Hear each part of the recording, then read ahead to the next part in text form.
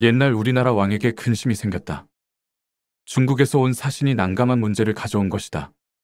중국 왕이 우리나라 왕에게 선물을 보내왔는데 그 중에서 가장 비싼 것을 가려내라는 것이었다.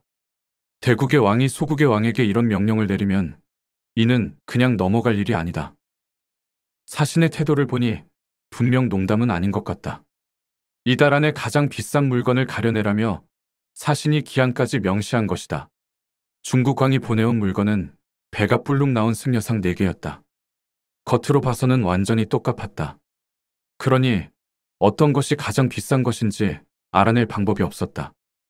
왕은 고민 끝에 전국에 방을 붙이고 문제를 풀 사람을 찾았다. 여러 날이 지난 후에 한 선비가 나타났다.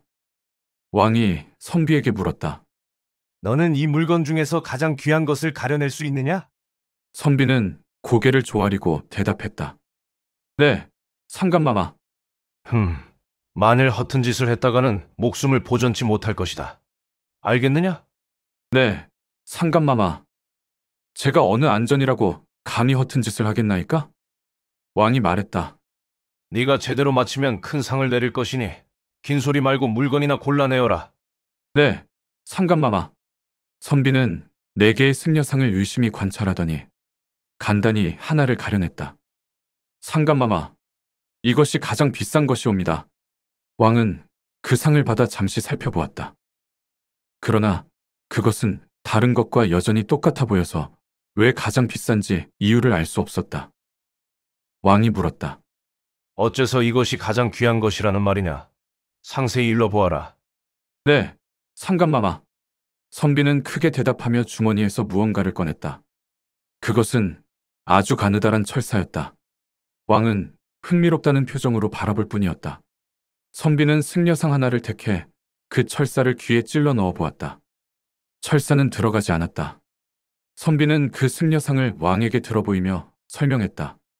상감마마, 이 상은 기가 막혀 있습니다. 사람으로 말하자면 남의 말을 듣지 않는다는 것이지요. 하여 이 상은 값싼 것이옵니다. 그러하면 다른 상은 어떠한고? 선비는 다른 상 하나를 집어들고 귀에 철사를 찔러 넣었다. 철사가 귀 속으로 솔솔 들어가더니 다른 쪽 귀로 통과되어 나왔다. 선비는 설명했다. 이 상은 한쪽 귀로 들어간 철사가 다른 쪽 귀로 나왔습니다.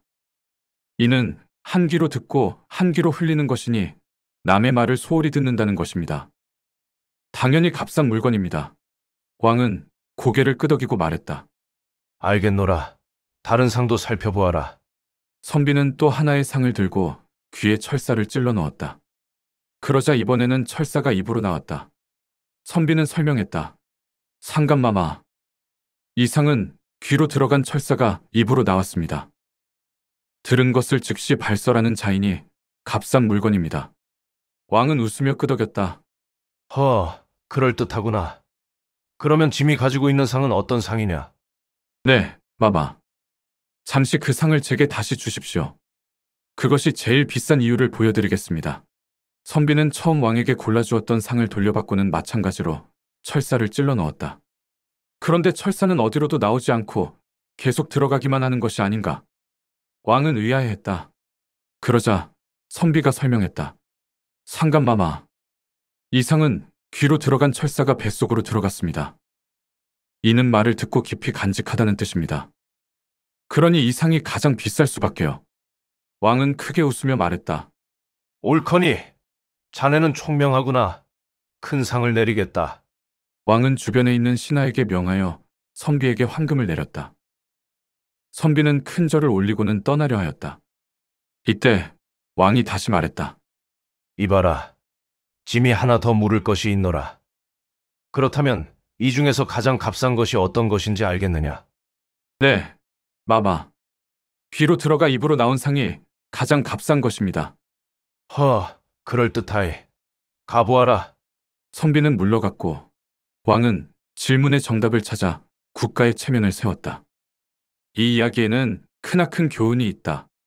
인간은 말이 많으면 안 된다는 것이다. 주변을 둘러보라. 필경 그런 사람이 있을 것이다. 책. 돈보다 운을 벌어라 중에서 함께 했습니다.